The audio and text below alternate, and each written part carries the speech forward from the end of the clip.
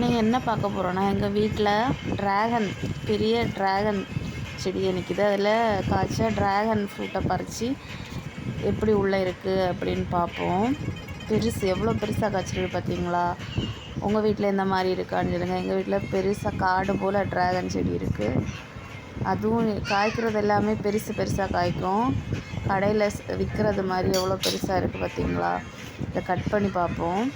உள்ளே வெள்ளை கலராக இருக்குது, அந்த ட்ராகன் தான்.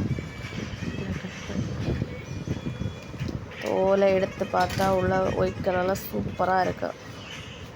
நம்ம கடையில் வாங்குறத விட வீட்டில் வளர்த்து சாப்பிட்டு பாருங்கள், ரொம்ப டேஸ்ட் நல்லா இருக்கும். இனிப்பு கடையில் நம்ம வாங்குறது இனிப்பு ரொம்ப இருக்காது, டேஸ்ட் இல்லாத மாதிரி இருக்கும். இங்கே வீட்டில் வளர்த்திங்கன்னா கொஞ்சம் இனிப்பு நல்லா இருக்கும். டேஸ்ட் அதே மாதிரி தான் இருக்கும். பட் இனிப்பு கடையை விட வீட்டில் நம்ம வளர்க்குறது கொஞ்சம் இனிப்பாக இருக்கும். இதாங்க கட் பண்ண அப்புறம் பார்க்க எவ்வளோ நல்லா இருக்குது பார்த்தீங்களா? எவ்வளோ பெருசாக இருக்குதுன்னு பாருங்கள். ஒரு ட்ராகன் ஃப்ரூட்டே எவ்வளோ கட் பண்ணால் எவ்வளோ பீசஸ் இருக்குது பார்த்தீங்களா? கண்டிப்பாக எல்லோரும் வீட்டில் வளருங்க.